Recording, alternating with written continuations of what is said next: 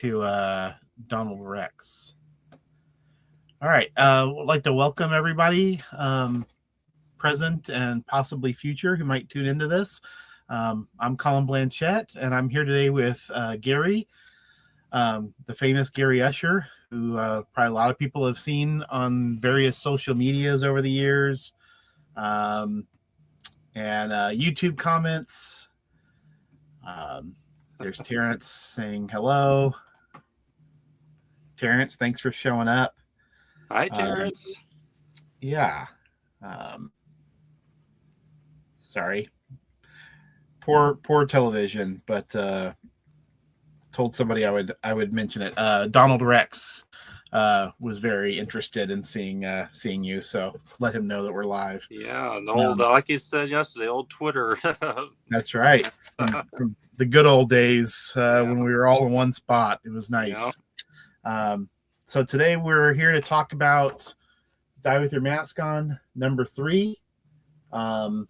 The link for this stuff is should be down below in the description. And this issue is a zine devoted to superheroes, and we did a list of the 100 best superhero comics of all time. Gary and I and 9 other people, we all made lists, and then we blended those lists together and came out with a consensus that none of us were totally happy about, which means that we probably did a pretty good job. How was your experience, Gary? What did you think about this whole project? Well, I was pretty as you know, I was pretty dubious to begin with, but I liked making the initial list. I made it right away, so I didn't have any chance to second guess myself. Yeah, and like I said, I pretty much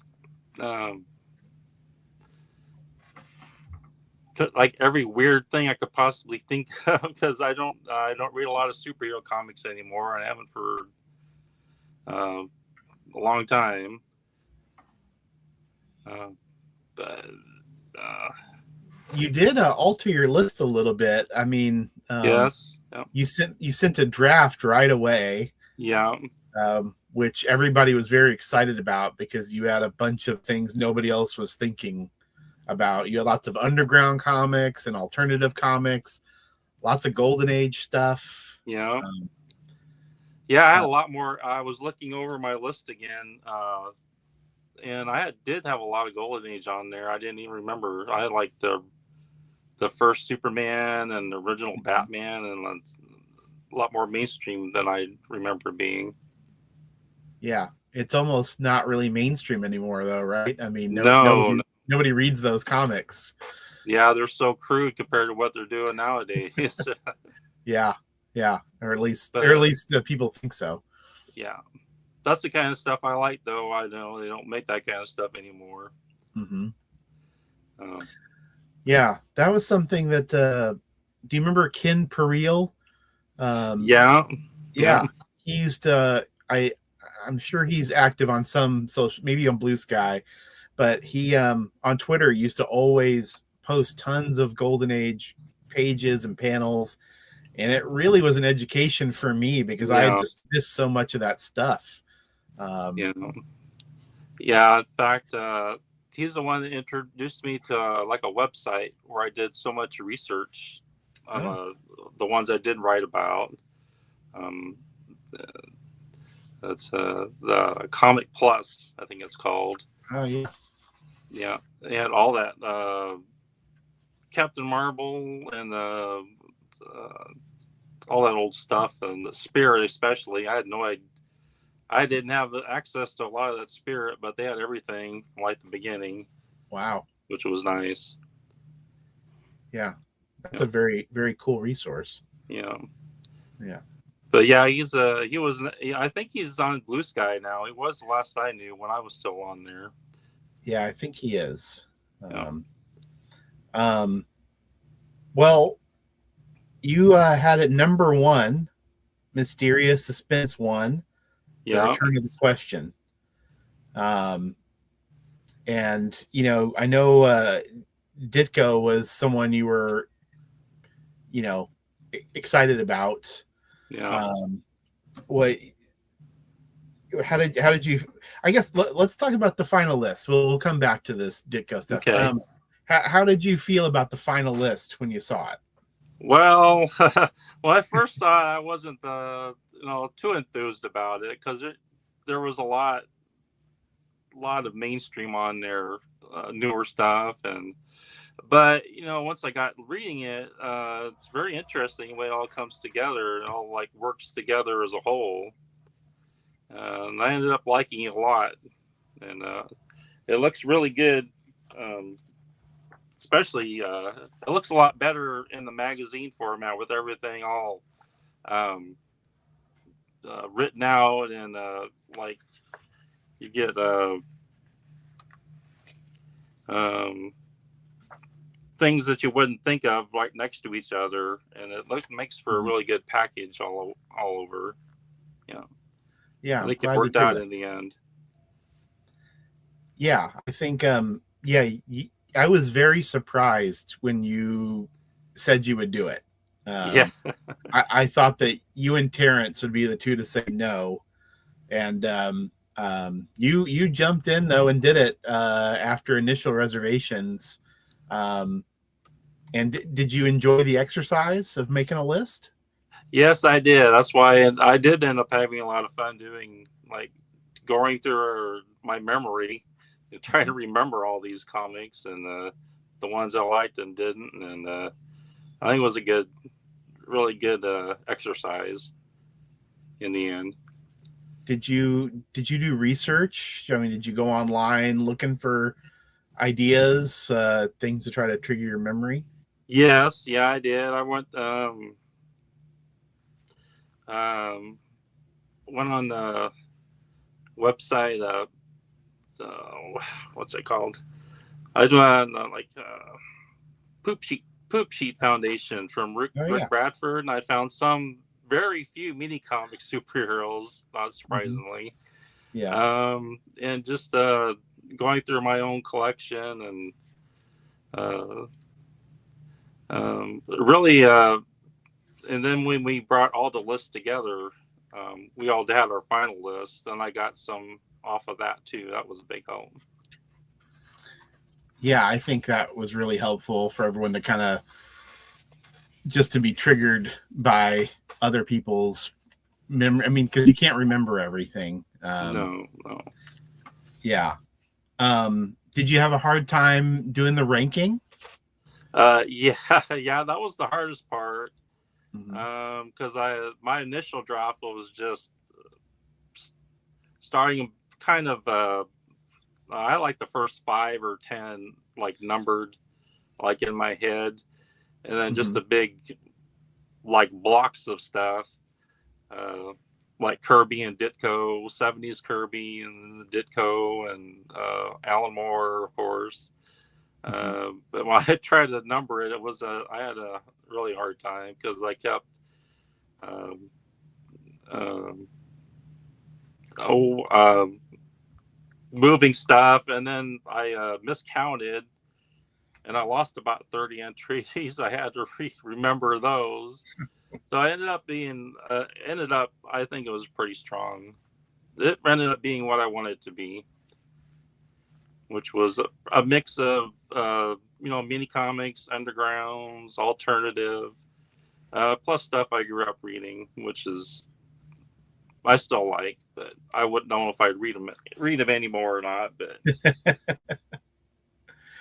Yeah, I have not done the math. I haven't crunched the numbers, but if I had to guess, I would guess that you probably had the most titles that didn't make it. yeah, Yeah. And I actually mean that kind of as a compliment, not as a negative. Um, because I do think you were digging deep. Um, something like Super Duck. oh Um, yeah. Let me see you if I can. know, 65 issues worth of that from Archie from the 40s and 50s. I'm ashamed to say I've never read a Super Duck comic. I Um, bet I'm probably the only one. Maybe like Ken Perella is probably the only other one that's probably read it. but that's where I discovered it from a Okay. old Twitter post, and then I found it online, and it's really amazing. It's not. It should be good. That's what I should. That's how I put it. But Yeah. it's really like just anarchic and just crazy.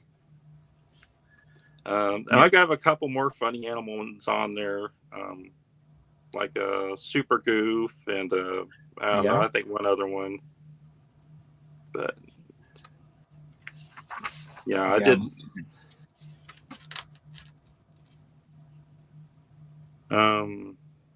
Yeah, I take it as a personal victory that just even a few of them made it on there. Uh, Well, Especially yeah. Mr. A. Mr. A is one I didn't expect to make the final list. Yeah.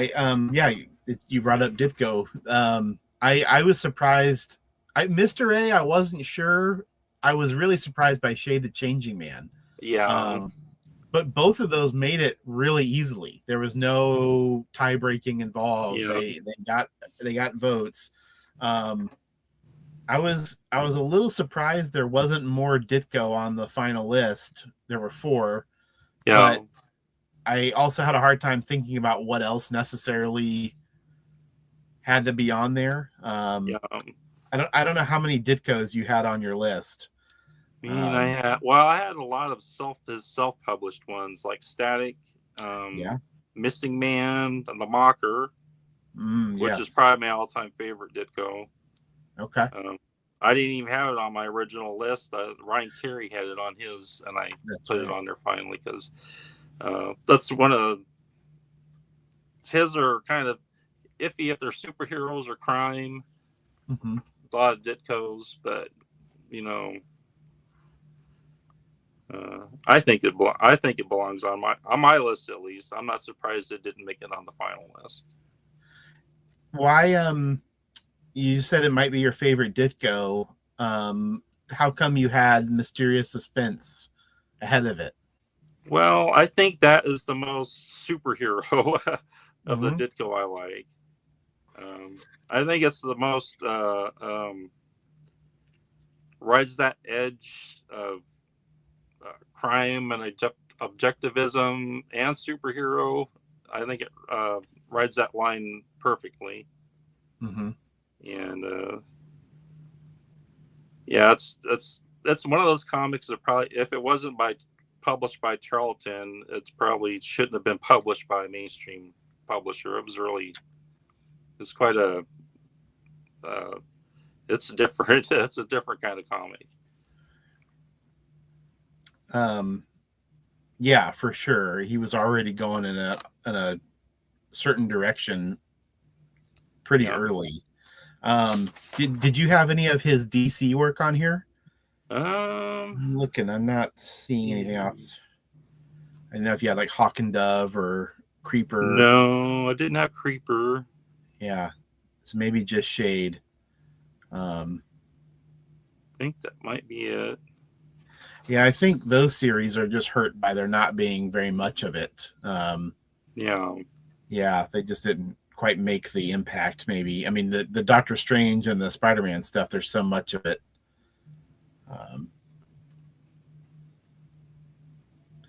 Yeah, I also see how high you have Rick Veitch's work. You had it number 5 for the King Helen. Yeah, can you talk about Veitch a little bit? I mean, he's the first kind of modern guy you have.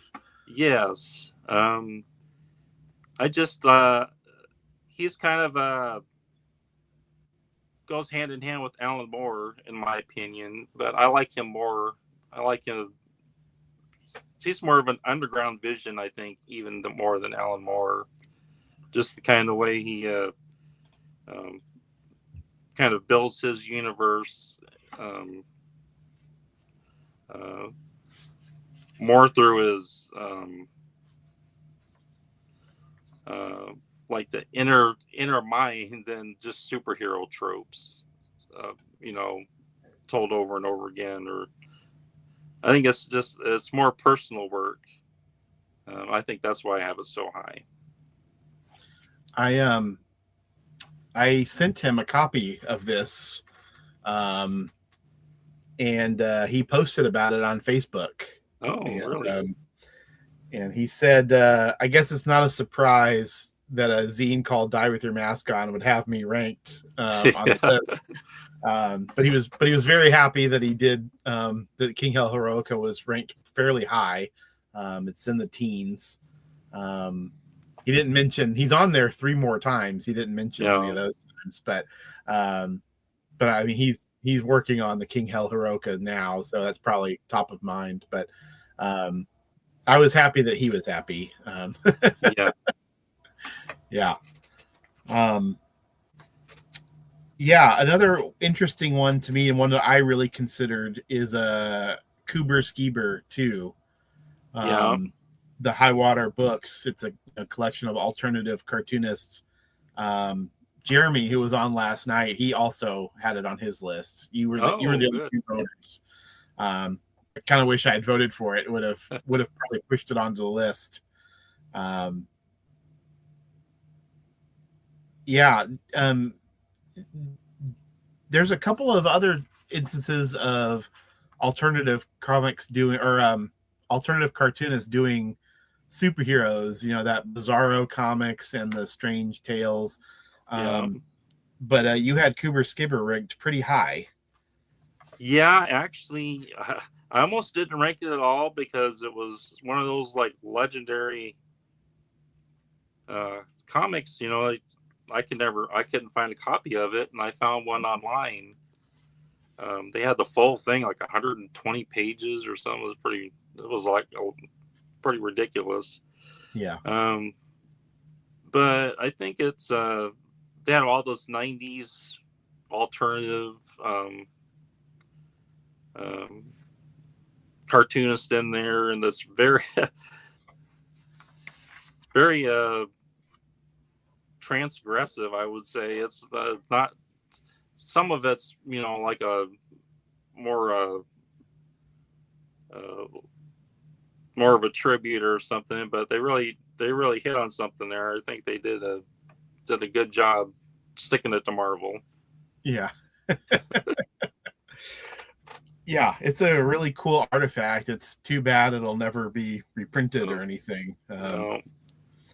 Has that great Seth cover, which is kind of like the cover he did for Comics Journal, and kind of like Yeah.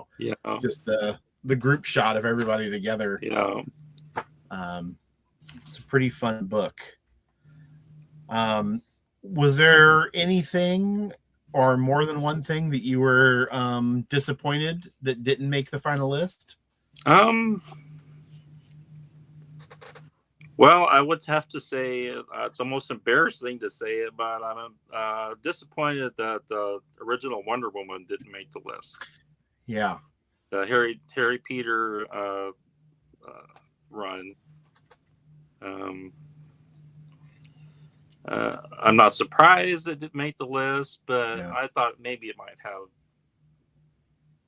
It's been in print, fairly recently, but Yeah. I think it's pretty much like an antiquity now. Not many people are on board with it. It's pretty outdated. Yeah, I'll admit ignorance. I've read a little bit, but not. I haven't read a whole book of it. Yeah. Even though I know it all got collected in those archives. Yeah, I was a little surprised it didn't get more votes too. I remember there was that guy who used to write for that website, Hooded Utilitarian. I forget his name, but he was a big champion of that series, and I felt like that sort of pushed it into front of people's eyes as Yeah. this is a lost classic. But yeah, I mean that's a pretty long run they had. Marston and H.G. Peters. Yeah, I think I got 106, 97 issues of Wonder Woman alone in a row. And yeah, 106 of Sensation. Says I think I I don't know where I got 1942 to 1958. Okay. So that's pretty That's a pretty big, insane. yeah. Yeah, that's a really interesting one. What else? What else popped up to you? um Not to put you on the spot. I don't think any of the underground stuff made it. I had No. Wonder Warthog in my top 10. Yeah. And I think I was probably the only one, maybe the only vote for that. Yeah, I think you might have been. It was on my long list, and I cut it. But Powerhouse Pepper, I didn't really consider, but now seeing it on yours, I kind of wish I had. Yeah.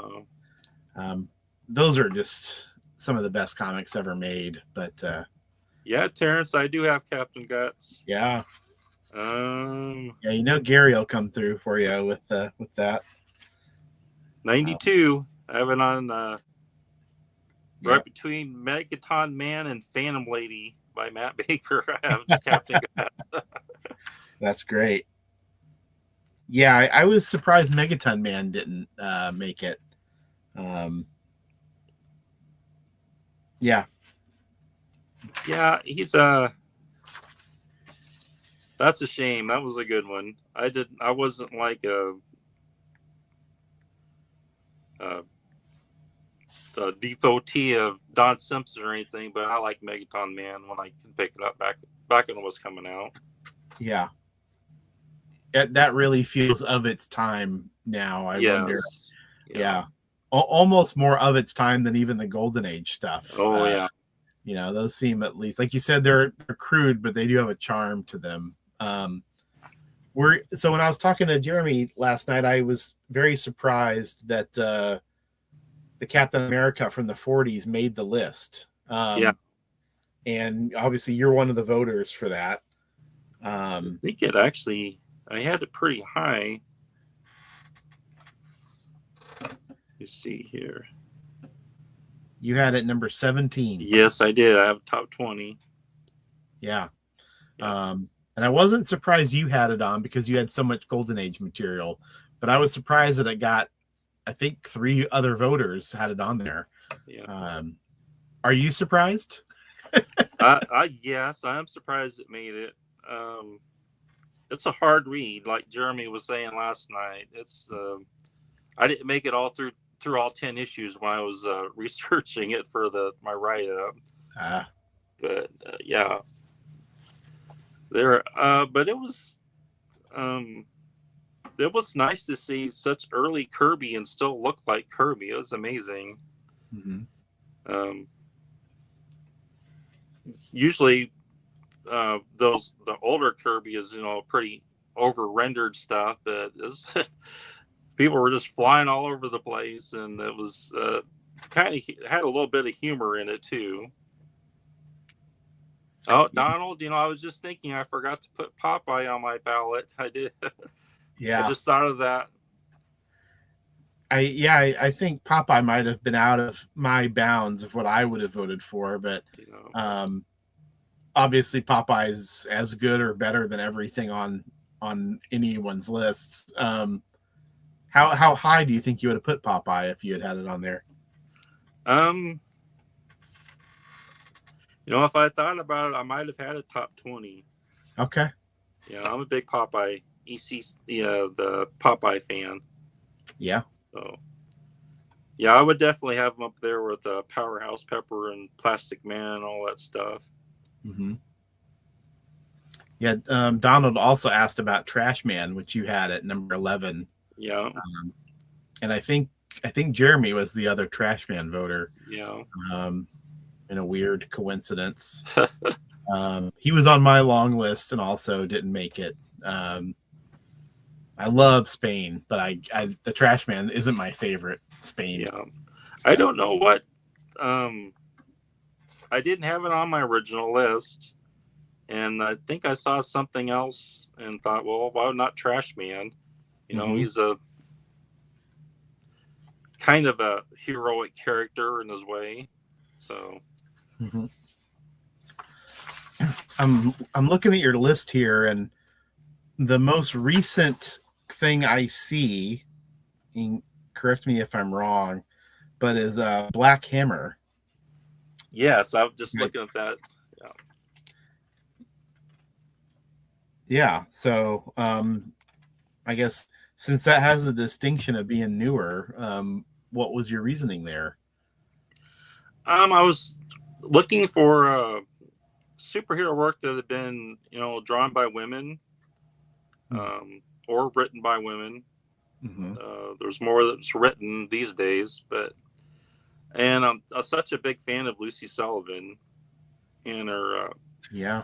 that impressionistic style she has, and it's nice to see it kind of applied to the superhero world.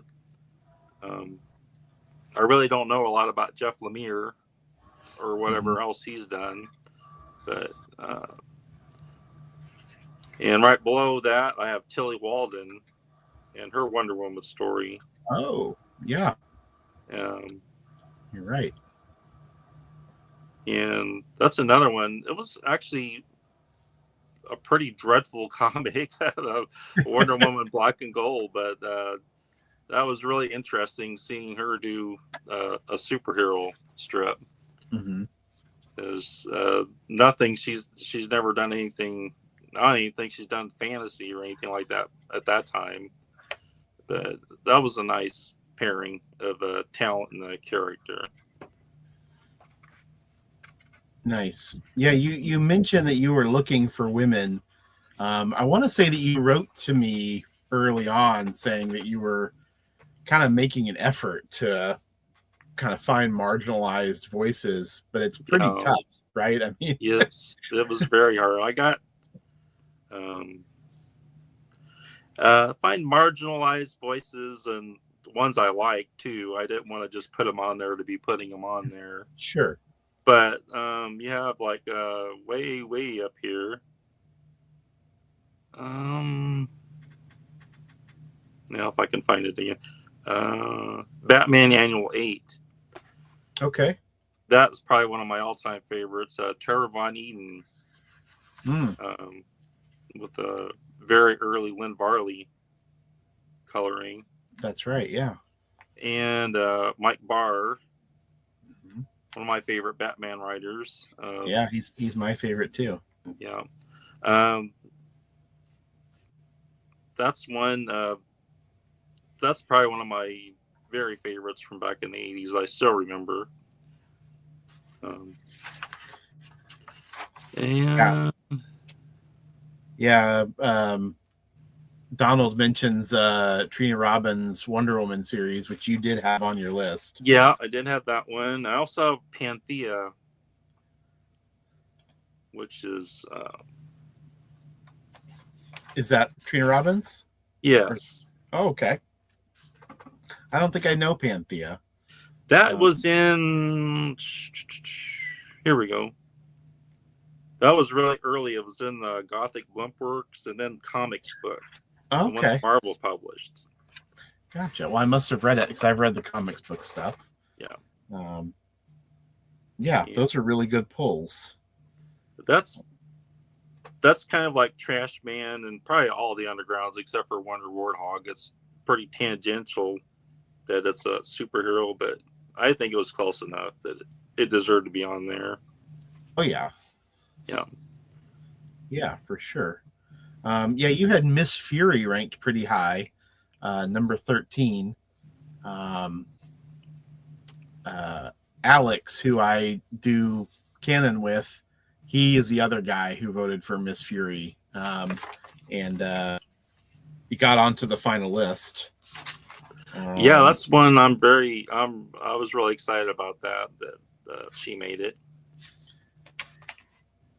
Yeah, I'm trying to see where. She was number 83 on the final list. So yeah. Pretty good showing. That might be the most obscure thing on the list. Oh yeah. For a modern reader, I mean. Luckily, Marvel published it back in the 40s, so I was able to read it online. Oh, really? Okay. Yeah. I have one slim little collection that probably came out 30 years ago or something. Yeah. Then they had the two big, I think two hardcovers from IDW fairly Okay. recently. Interesting. Yeah. All right. Yeah, Tarp Mills was a really good cartoonist. Here's Terrence saying Panthea might have also been a women's comics.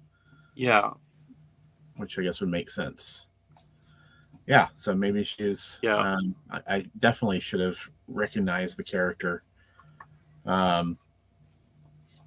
another thing that you mentioned to me, you mentioned this after the facts, after the issue is out. All of the Alan Moore and Jack Kirby, Yeah. the two of them together are almost a quarter of the whole list. Are you an Alan Moore? I don't know, fan, appreciator. I was when I was a teenager, Uh-huh. and actually I read everything all the way up to almost the end of America's Best that came back. Okay. Supreme, I really is probably one of my favorites. That I would actually go back and read if I could ever find them again, but they're pretty far out of print. Yeah. I like to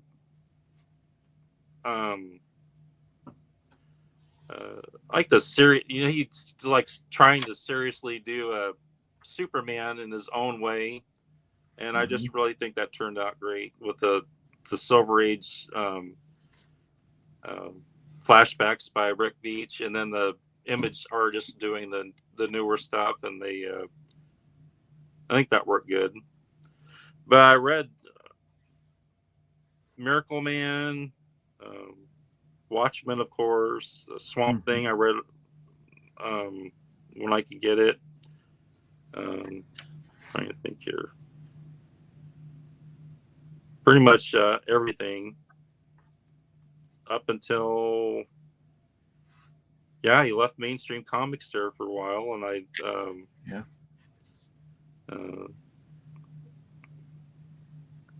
let's see here. Yeah, you've got League of Extraordinary Gentlemen on here. Yeah, I did like that one. I liked Kevin O'Neill was the big draw for that one. I think he's on there for he's in there for did The Last American make the final list?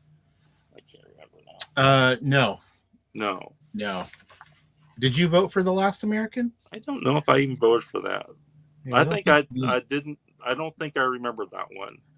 Yeah. Or I haven't read it. There were a lot of things I didn't read that I had to keep off the list. Yeah.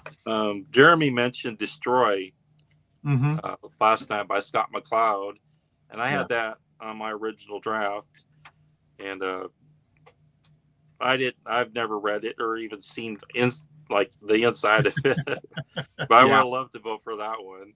Yeah. Were you a Zot fan? No, I never voted read it. for it. I never bought it on the original run. Okay. But I do like. I tried to read it in the collected edition. I have Zot on here for the. Do you have Matt Fiesel? For his half ones, and he had a backup strip in there too. That's right. Is that different from the Cynical Man stuff? I think it's the same style. Yeah.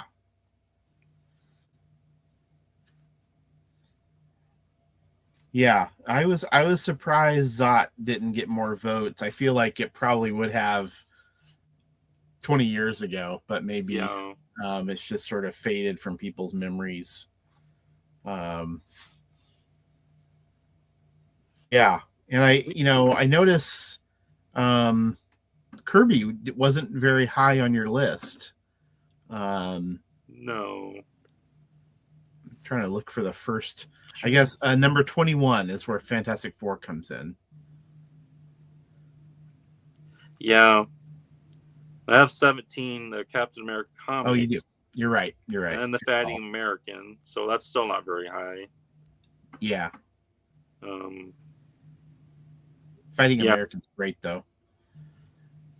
There's a lot of these I was moving around quite a bit. I probably would have had Fantastic Four a little higher. But I've actually read all the Fantastic Four by Kirby, and it was a little kind of tails off quite a bit at the end. Sure. Yeah. I think by the end he also knew he was leading, and he quit creating new characters, and I know that they got pretty mad at him in the office for that. Yeah, he wasn't giving them more things to exploit later, Yeah. Yeah, you're another one who voted for the Hulk 1 through 6. Yes, I was very upset when I heard that you're the reason he didn't make it. Yeah, you know what though? I was actually wrong last night when I was talking. It is on my list. Oh, it is on your list. I had it at number 98. I thought I had crossed it off, but I didn't. All right, you are forgiven. Yeah. Yeah. I love those first 6 issues of the Hulk. Kirby I like the play back and forth of the Kirby and Ditko issues. They're so different. And Kirby gets his weird kid gangs in there even. Yeah, I didn't like it as much when it split off into the anthology. I've read all those too, quite a few of them, and I think those first 6 issues are like lightning in a bottle. But yeah, I definitely wouldn't have put them much above where you have at the final list, at least if it did make it. Yeah, I was surprised. I saw it I must have seen it on your list first, and then I saw it on Jeremy's list. That made me reconsider that 2 of you had put it on there. And I also Jeremy had mentioned those old Marvel pocket paperbacks. Yeah. And I had a few of those when I was a kid, and that's where I read Hulk 1 through 6. So I did read them a bunch because you only have so many comics and you just read things over and over again. I agree with you. They're really good, but they're sort of the forgotten member of Marvel's Silver Age, right? Yeah. Yeah. Is there an issue of that 6-issue run where Kirby and Ditko work together? There might actually be where it would be Ditko inking Kirby, I would expect. Yeah. In my memory. Every once in a while. Yeah. Yeah. That's a really interesting combination that I wish had happened more. I guess kind of selfishly, since I'd probably rather the 2 of them making their own comics, but yeah.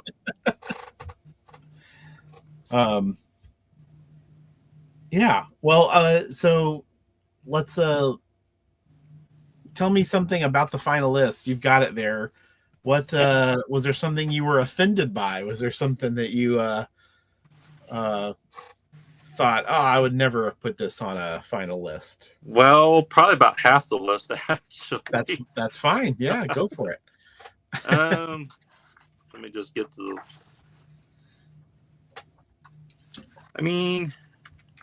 all this.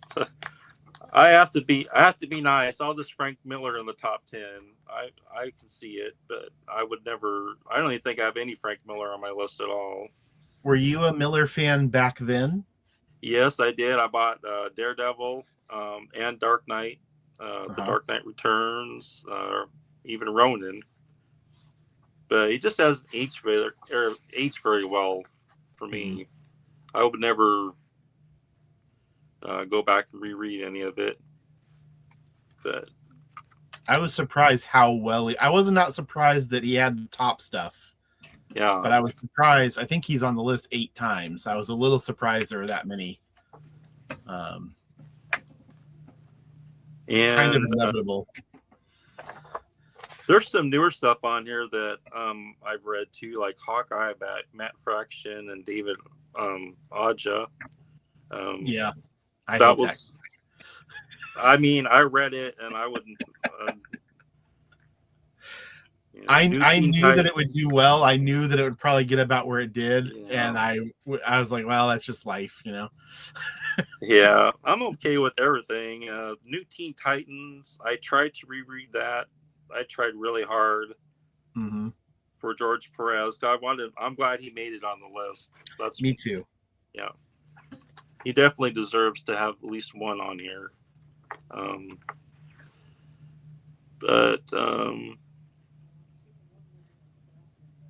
there's nothing really glaring that, especially all the newer stuff. I've never read it. The Thor you guys were talking about by Jason Aaron. Yeah. Invincible by Robert Kirkman. Mm-hmm. Never read that. The new X-Men. Actually, I have read that one. That was pretty good. By Grant Morrison. Mm-hmm. It goes on a little too long, but it's good. Yeah, I think I read the first couple trades of it.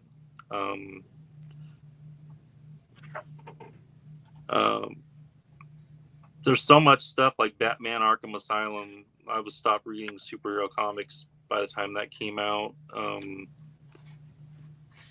So I've never even read that. Mm-hmm. You're not missing anything. I think even Jeremy regretted it after he had voted for it, but I still made him write about it.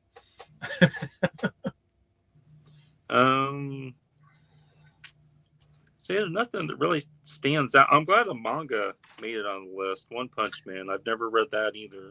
Yeah, I haven't either. I'm glad we got at least a little bit of international on there. Yeah, it's really a very American list. Not a lot of French superheroes to even consider. No. Yeah. Yeah, even the Brits, it's all American stuff. I guess Miracle Man and V for Vendetta, those are British comics. Zenith was nice. I'm glad that Zenith made it, just by the I argue the margins. It beat out Frank Miller for the second to last spot.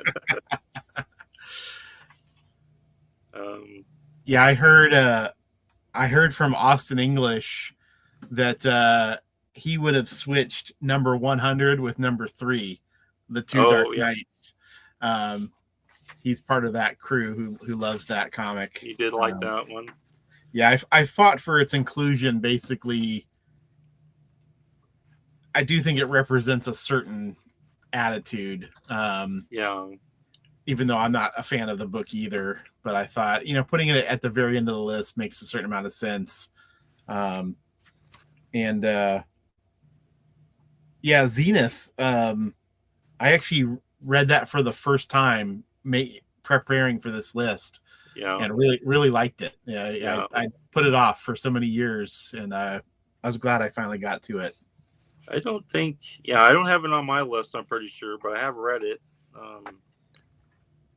It's probably one of those things where I forgot about. I have so much on digital that I read and then I forget about, and that's one of them. Sure. Got a question from Terrence for you. Yeah. Was it something specific that got you moving away from superhero books, Gary, or was it just as simple as getting exposed to other stuff? Yeah, the latter. I wrote my blog back in 1987. I tracked down. I was exposed to the Comics Journal and Love and Rockets in pretty much the same month. Wow. The 115 with the trial issue wrap up of all issues to be the first issue. Mm-hmm. And pretty much also Crisis on Infinite Earths. I was reading a lot of DC. I was a DC guy. And I just, oh my God, that was terrible. Yeah. Not even just Crisis, but everything that just upended all the series, like Legion and all that. Mm-hmm. Then just kind of come into the realization, why am I even reading this stuff anymore? Mm-hmm. So I moved on to like Love and Rockets. pretty fast. I found the box set of Tales from the Crypt, one of those Russ Cochran boxes, and Bill Blackbeard's Smithsonian book of newspaper strips, and there was just so much other stuff, beyond superheroes in such a short time I was seeing, and it was so much better. Mm-hmm. And did you quit cold turkey? No, because I did read like the first issue of Justice League with Keith Giffen did. And a few on, but nothing stuck. And Watchmen, I hate to dump on Watchmen, but that was probably the death knell of my superhero reading. Because I liked it. I loved it. And I got to issue 11, I was really excited about it. It was probably one of the best single issues, I've read. Everything coming to a head, but that last issue was just so bad. Oh, really? Yeah, I don't think it. I think he just, in my opinion, now everyone else thinks different. I just think he missed the landing on that series. I think it. Yeah. Not that I have a better ending, but I just didn't. Personally, I didn't like it at all. Yeah, I've heard that before. I've heard that as a critique of the series.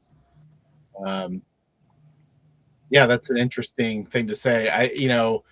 Alan Moore, and I was just looking at his interview with that he did with Gary Groth in the Journal, and he was saying this. And this interview's, it would have been a 3 years maybe after you first saw the Journal. And it's after he's moved on from DC, and he's kind of blaming Watchmen himself for for the state of affairs. He goes, "Yeah, he is Frank, and a couple other guys are to blame too." But after Watchmen, I didn't really think there was anything else to say. But it's pretty interesting because, of course, he goes on later to write a ton of more superhero comics. Yeah, maybe he. Maybe that bad experience led him to do Supreme, later on, where otherwise maybe he wouldn't have. So it's true. Yeah, you got a hello here from Chris, Chaos of Comics. Oh, hey, Chaos. Hey, it's Gary. I've never seen Gary before. Hi, Gary. So yeah. Those of us from the old Twitter days, all very excited that you're here. All the comics YouTube gang, plus the one commenter. That's right. We could, if Damien would show up, we'd have a quorum. Yeah. Well, I mean, you said you were more or less satisfied with the issue, despite so much of the list being different from yours. What did you think about the exercise? Being part of a group putting together a list like this. I really enjoyed it. I like to play off of the other list, and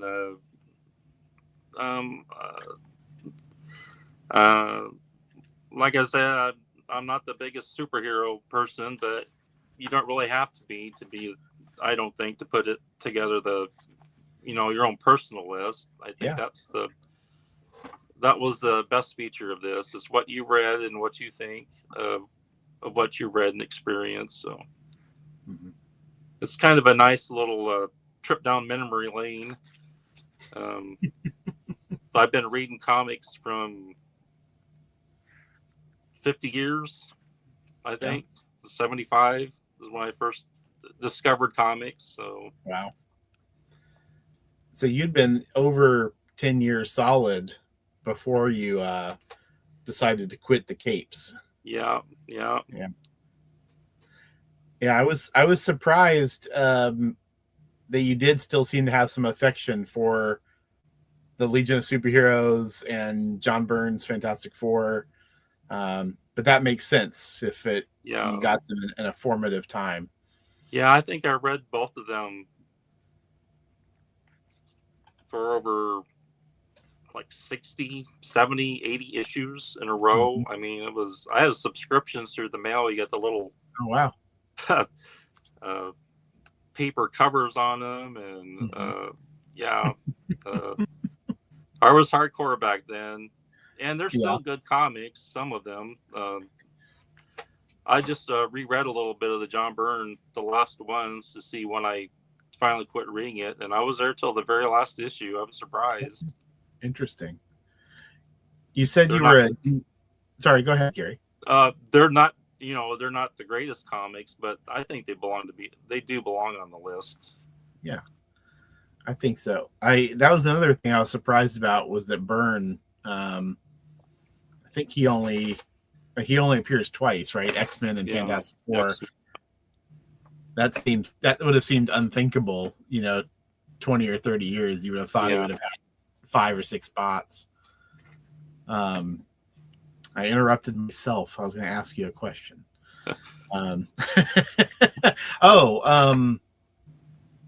So like with the Legion of Superheroes, you were out the door already. So, you never read any. Did you ever read any of Giffen's 5 Years Later? No, I didn't. I was out before, like 2 or 3 issues into the Baxter series. I think I was done. Okay. So I just actually finally saw it on the Michelle Fife's video of it. I'm about halfway through that. I'm glad he did that, so I finally get a look at it. Yeah, I'd be curious to know what you would think of it. It's so unlike anything else. Yeah, it sounds very idiosyncratic, I guess I would say. It's like nothing like I remember the Giffen Legion being. Yeah, it's pretty crazy the turn it took, and that they let him do that. Yeah, I don't know. I think it's pretty great. But yeah, it's hard to get into. You kind of, if you don't have a degree in in Legion studies, it might I might be able to dust off my degree in legionology. Right. That was coming out when those were some of the first Legion comics I saw new. I bought stuff out of quarter bins, the old Levitt stuff, but I trying to read those Giffen comics as like a 13-year-old. I had no idea what was going on. Yeah. It was way over my head. Both Terrence and Chris have mentioned your blog. Why don't you want to plug your blog really quick? I could do that. Let's see if I got it.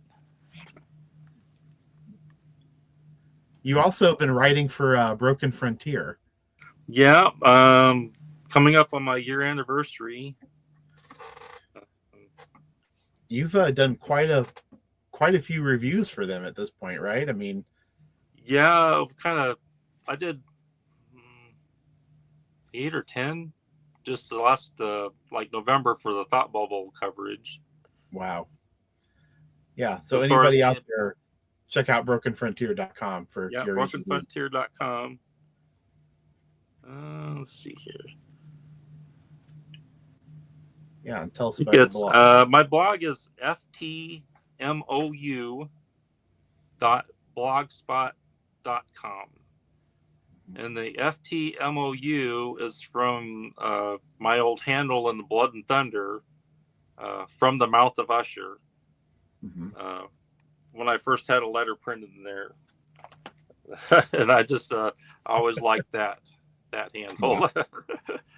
So you had a letter printed in an old journal? Yeah, I had like 3 or 4 altogether. Yeah. I'm actually going through all the journals again, working on something. So I'm looking forward to seeing your name. I will catch it. It's in there. I think the Frank Young issues or the Helena Harvelitz issues, somewhere in there, I think is when they were printed. Yeah, Terrence is asking about the Broken Frontier stuff. It is under Gary's name. Yeah. Pretty. Yeah, you go. I think the contact page or something, and they have the list of all the staff. And that's good. Yeah.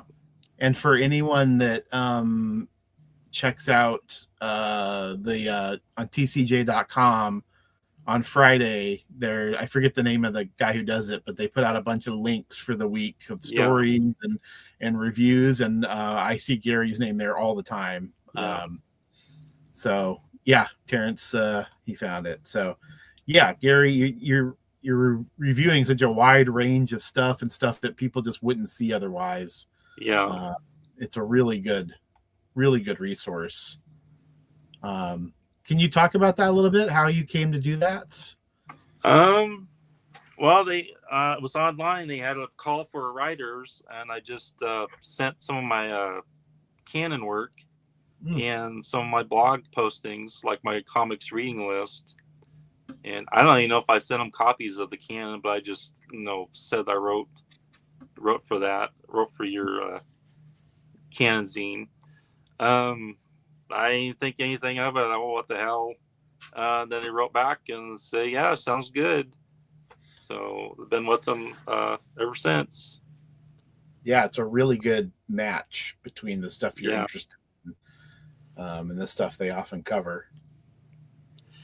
Yeah, it's nice to get access. I've covered a lot of mini comics, like Linnea House and Wet Taylor. And I can't say his name. Sean Azarparty, I think. Sorry for ruining your name.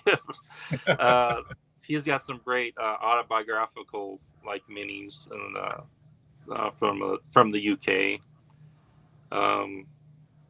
And for Thought Bubble, I try to concentrate on international artists there, like from Spain and like the Netherlands and Mexico. So it's a nice opportunity to get plug some stuff and amplify some stuff that maybe I wouldn't get to see otherwise, and maybe other people might like to find out about.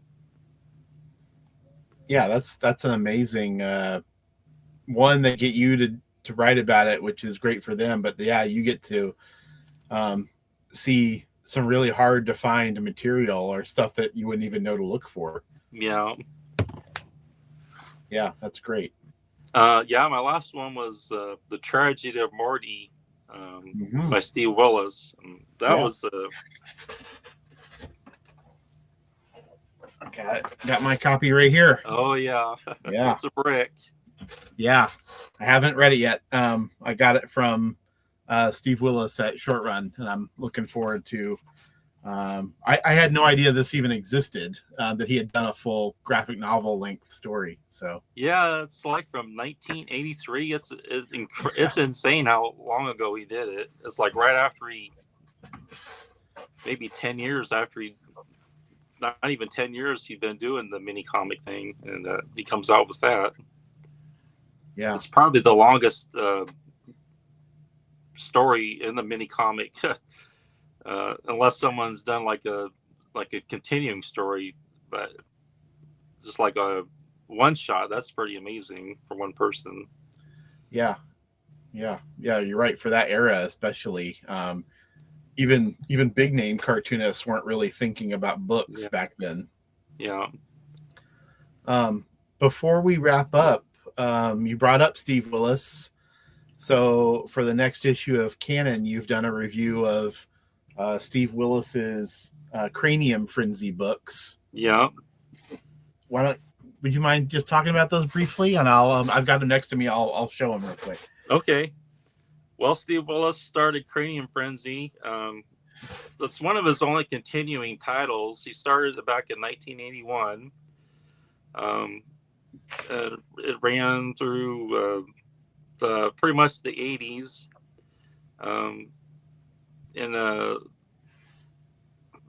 He did it sporadically in the 90s.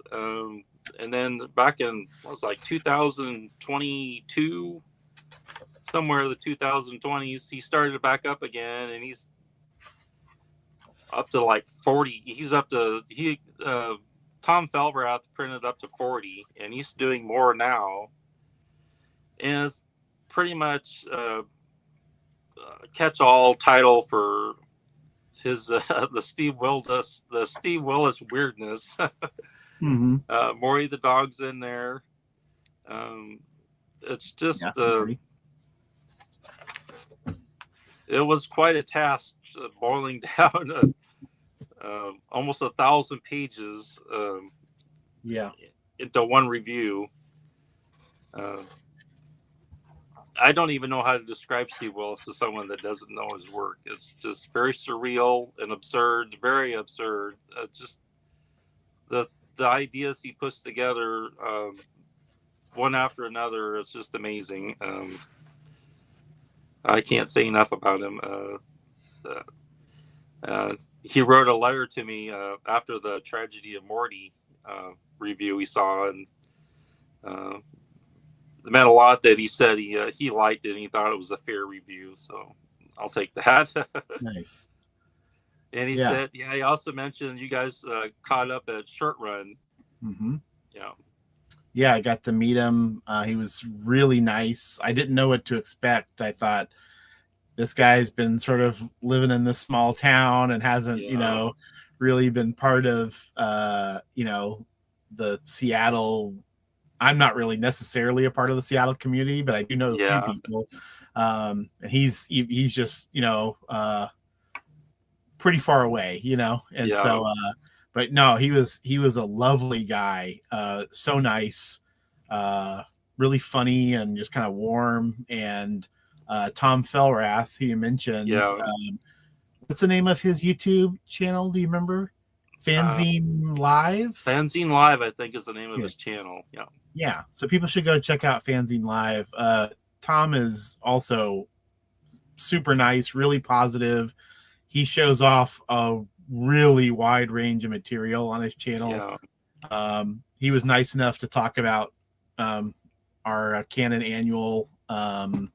He's just a really, really good guy. And I had seen that he had kind of put some things out, but the fact that he put out all of this Steve Willis material, I mean, this is like a really huge undertaking. Yeah. I really admire all the work, not just the amount of work that Steve Willis put into it, but the amount of work that Tom put into it, putting it out. Yeah. He did all that in 1 year. He amazing. Remastered all of that, except for the Tragedy of Maury. He remastered like hundreds and hundreds of pages of Cranium Frenzy. That's incredible. Yeah, it is incredible.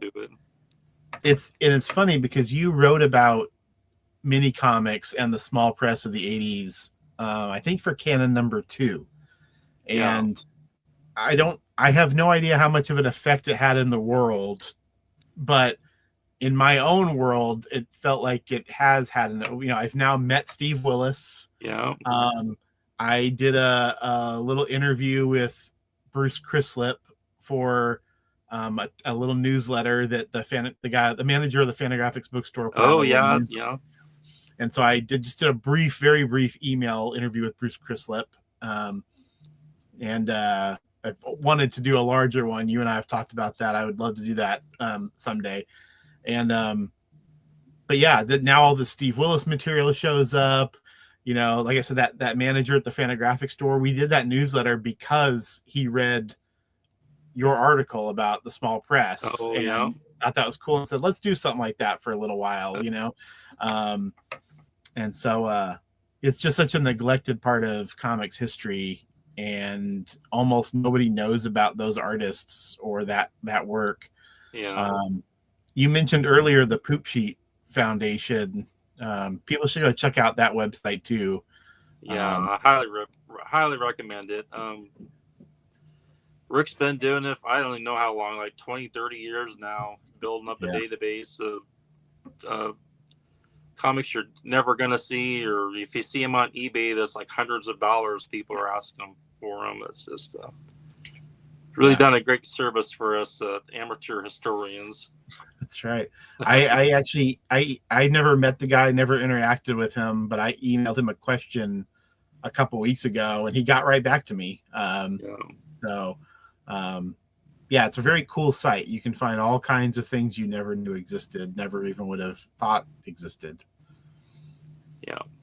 All right. Yeah, it's a big help. I've been doing my issue by issue comics journal posting, and it's amazing things from the 70s, self-published things he has on his site that probably will never see anywhere else. It's pretty. I hope he doesn't have a warehouse full of these things, these comics. Boy, it'd be something to look through. That's right. Yeah, a great resource. Well, Gary, is there anything else? Anything we didn't address that you need to get off your chest? No, there's the hidden dog. Yeah, that's great. She probably came out hiding. I think that's about it. You know, Okay. I really appreciate the chance to come on here and talk about the list, and I hope everyone checks it out. And I love it's really pulled together well. I think no matter what your taste, you're going to find something in there that you like, and respect the choices that were made. So, yeah, great. I'm great to finally be seen, Terrence. The mysterious Gary Usher. It's good to put a face to the name. I'm pretty much a hermit. Pretty much only my family sees me. So, all right. Well, we feel very lucky that you joined me tonight. I'm really happy. And thank you so much for doing this, Gary. I really appreciate it. Made my week when you said yes. So, yep. All right. You have a good night. All right. You too. I survived. You did. Bye, Gary. Bye.